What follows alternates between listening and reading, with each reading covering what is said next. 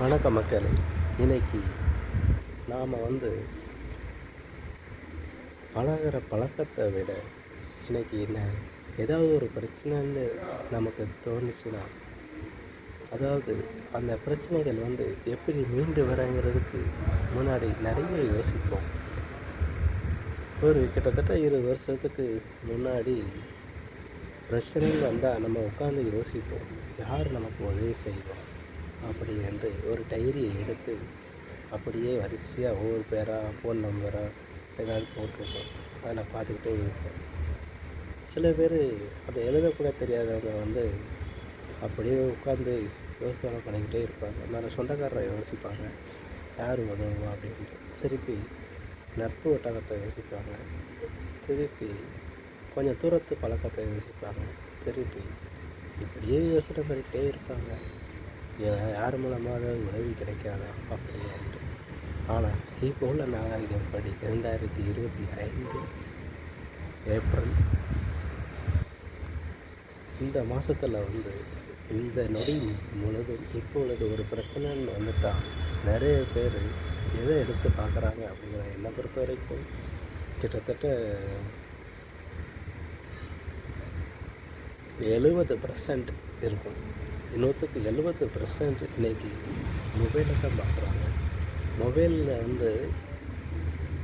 எவ்வளோ பேரை நம்ம பதிஞ்சு வச்சுருக்கோம், யார்கிட்டலாம் பேசிகிட்டு இருக்கிறோம் அப்படின்ட்டு அவங்கள தான் பார்ப்பாங்க. ஃபஸ்ட்டு லைனாக இவனை பிடிச்சா நடக்குமா, இவனை பிடிச்சா நடக்குமா, இவனை பிடிச்சா நடக்குமா, இவனை பிடிச்சா நடக்குமா, இப்படியே தனக்குள்ளேயே ஒரு நம்பராக பார்ப்பாங்க. இவனை போட்டால் கிடைக்குமா, இவனை போட்டால் கிடைக்குமா, இப்படின்ட்டு அந்த நம்ம ஃபோனை தான் பார்க்குறாங்க. இன்றைக்கி அதிகம் ஃபோனு இல்லாதவங்க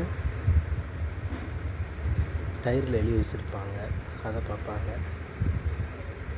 ஆனால் அந்த பிரச்சனையில் நமக்கு உதவுறான் பாருங்க, அதுதாங்க பெரிய விஷயம்.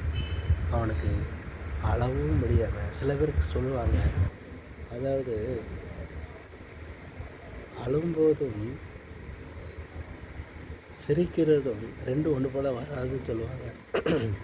ஆனால் இந்த மாதிரி இக்கட்டான நேரத்தில் ரெண்டும் ஒன்று போல் வரும். இது கண்டிப்பாக இதை உணர்ந்தவங்க பார்த்துருப்பீங்க. அவனால் கண்ணீரும் அடிக்க முடியாமல் சிரிக்கவும் முடியாமல் மனசுக்குள்ள ஒரு வெப்பாரம், ஒரு குளிர்ந்தும் குளிராமலும் இருக்கும். ஆகவே நான் சொல்ல வேண்டுவது என்னவென்றால், இக்கட்டான சூழ்நிலைகள் அவர்களுடைய குறைகளை நிவர்த்தி செய்யுங்கள். நிவர்த்தி செய்ய முடியவில்லை என்றாலும் வழிகாட்டி கொடுங்கள், வாழ்ந்துவிட்டு போகட்டும். பிறகு உங்களுடைய மொபைல் ஃபோன்களை இரவு நேரத்தில் சுவிட்ச் ஆஃப் செய்துவிட்டு தூங்கிவிடாதீர்கள். ஏனென்றால் உங்களை அழைப்பதற்கு எத்தனை பேரோ காத்துக்கிட்டு இருப்பாங்க. சில டைமிங்கில் அவங்களுக்கு ஏதாவது ஒரு இக்கட்டான சூழ்நிலைகள் வரும். 50 ரூபா கூட இருக்காது, 100 ரூபா கூட இருக்காது, ஒரு பைக் இருக்காது, ஒரு கார் இருக்காது, ஒரு ஹார்ட் அட்டாக் வரும், எமர்ஜென்சி சுவிட்ச் ஆஃப்னு இருந்தால் அவங்க சுவிட்ச் ஆஃப் ஆயிடுவாங்க. அதனால் மேக்ஸிமம் சுவிட்ச் ஆஃப் ஆகாமல் கொஞ்சம் பக்கத்தில் வச்சுக்கிடுங்க, தள்ளி வச்சுக்கிடுங்க. எப்போதுமே உதவும், அதை மறக்காதீங்க. நீங்கள் செய்யக்கூடிய செயல்களில் இதுவும் ஒன்றாக இருக்கும். அதுவும் விழிப்புணர்வாக நான் சொல்கிறேன்.